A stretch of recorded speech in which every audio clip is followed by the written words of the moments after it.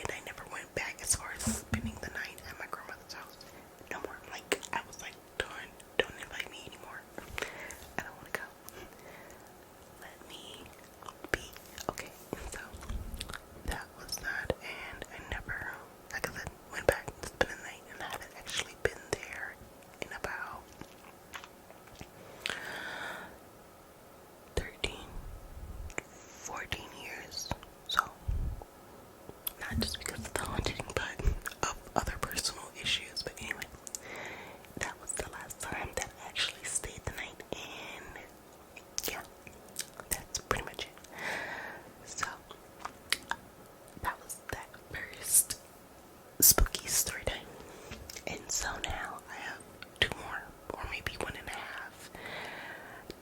The first one is a little bit more crazier than the half one, if that makes sense. So like the half one is not as spooky. It's more of a comforting kind of feeling.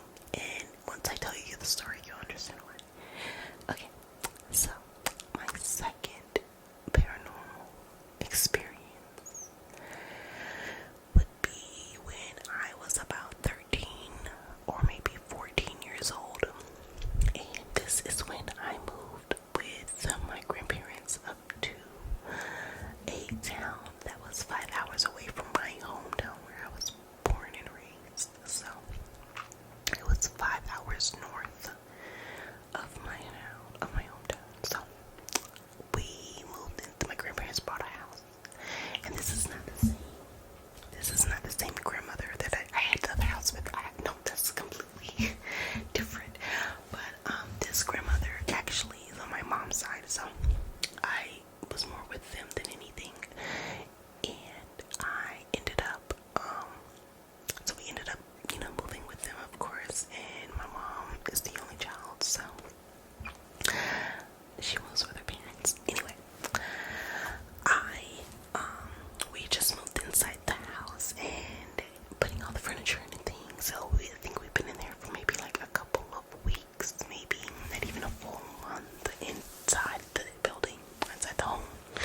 And I remember vaguely, so vividly, it was so vividly, like vividly, and it even scares me to this day. And it's actually to the incidents where this happened. And there were two different noises that I heard, and I'm gonna tell you the first one.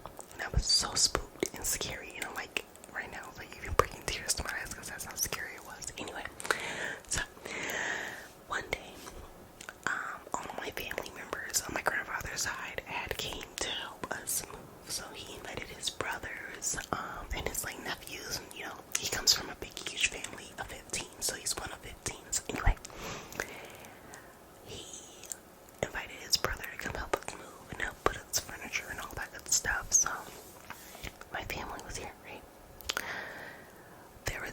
It was in the middle of the day, and it was in the summer, and I was inside of the house, and I was laying on the floor because before my house got renovated, we had carpet in the living room instead of tile like we have now.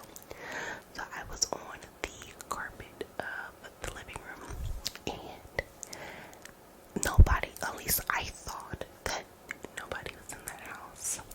That it was very empty because everybody was outside in the front of the yard. So I'm thinking like everybody's not in the house, it's just me.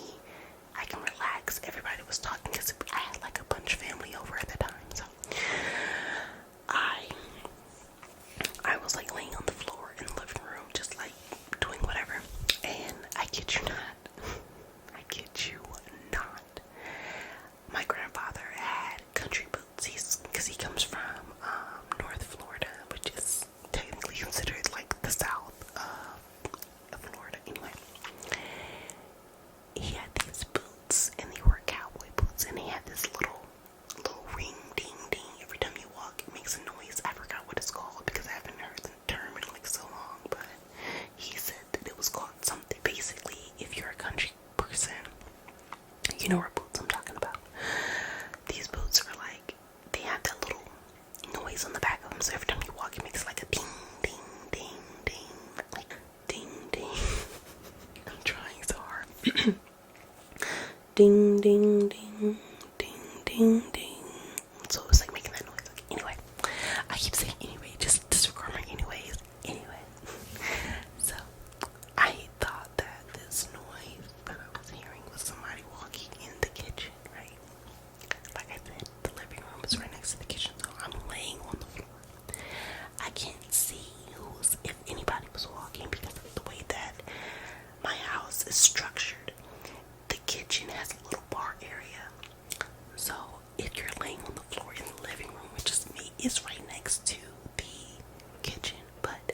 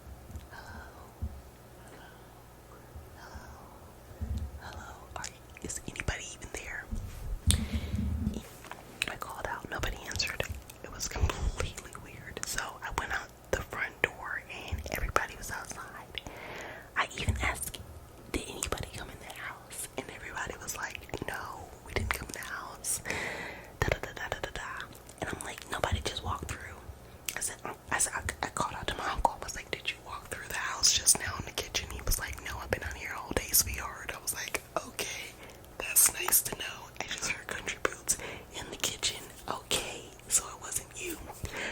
Good call. Anyway, totally freaked out, but I did not like get like super freaked out about it because I knew that, you know, I couldn't really do much about it, and I wasn't really scared. I was just a little shooketh, if that makes sense. I was just a little shooketh. So anyway, that happened, and then there was another incident where I was, so I converted my study that's in the house to my little tiny room, tiny room, tiny room, tiny room, tiny room, tiny room.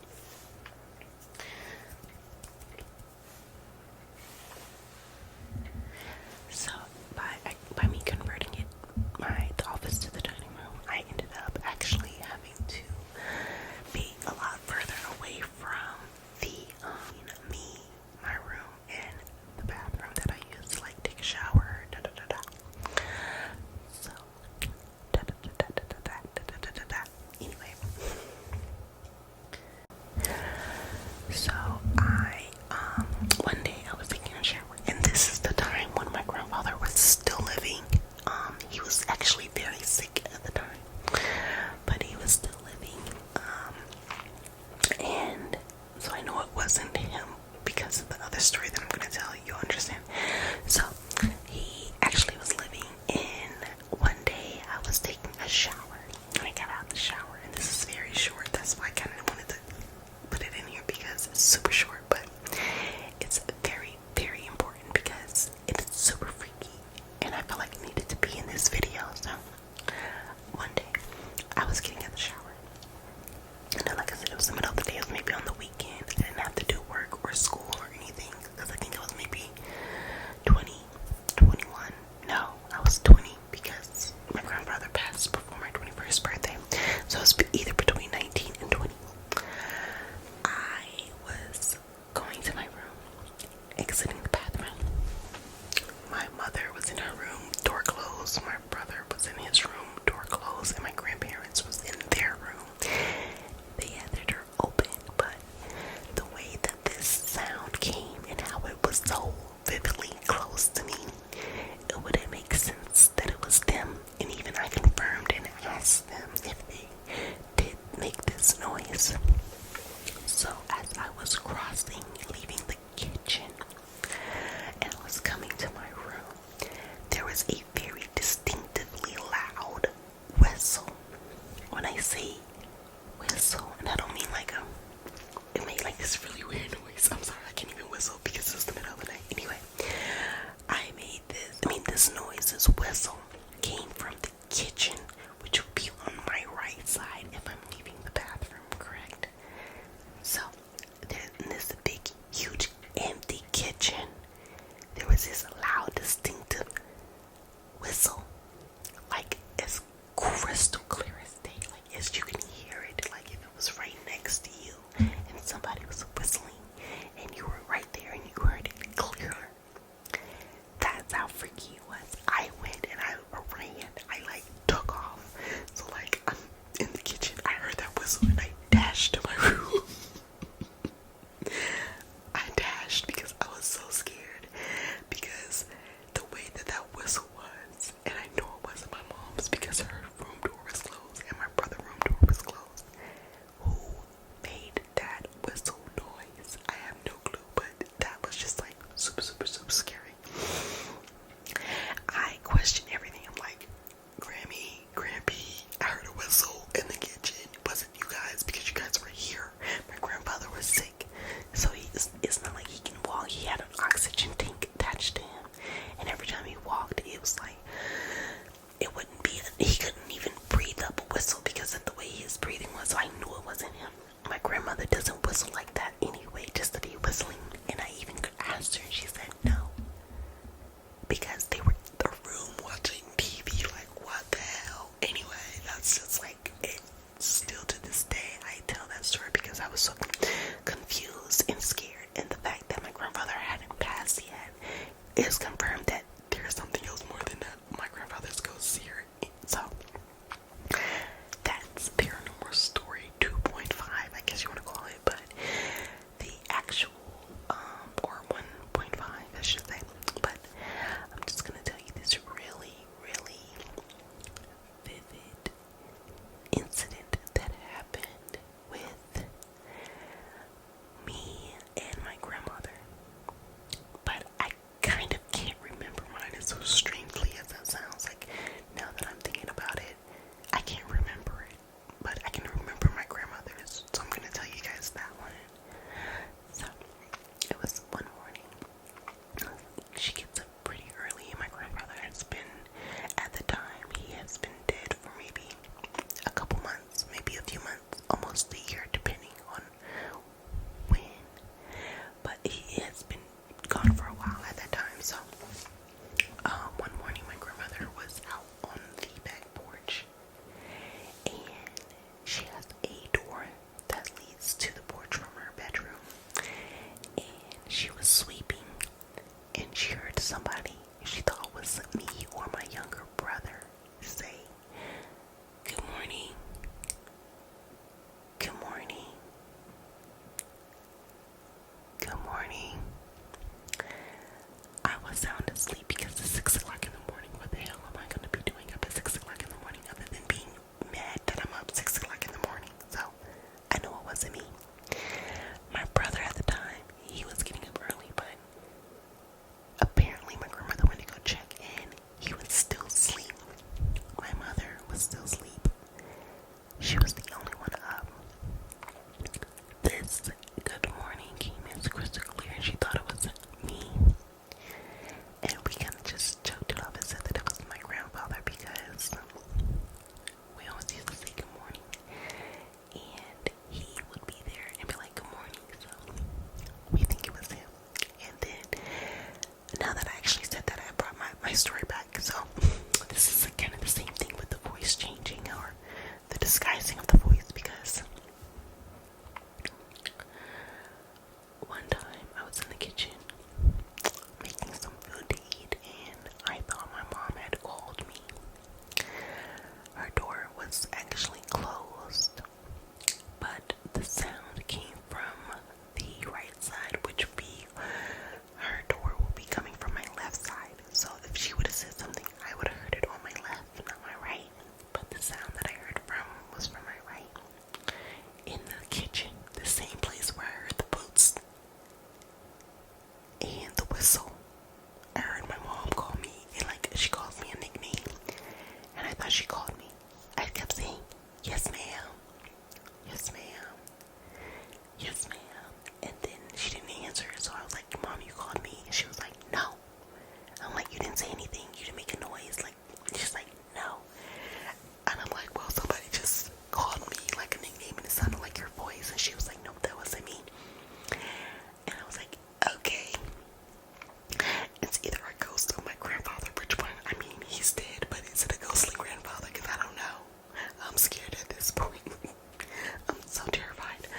So I ended up being like really, really like spooked out about that, because like my grandmother had heard me or my brother say good morning when it wasn't us. It was like a disguise of a voice, and I kind of felt like that was my grandfather, and it was more comforting than scary. And the reason why I say that is because he passed away. He was really, really sick, and he ended up passing away in their house, right in my grandparents' room. So we feel like he is still here, and of course he's my grandfather, so I feel like he's always watching over me and keeping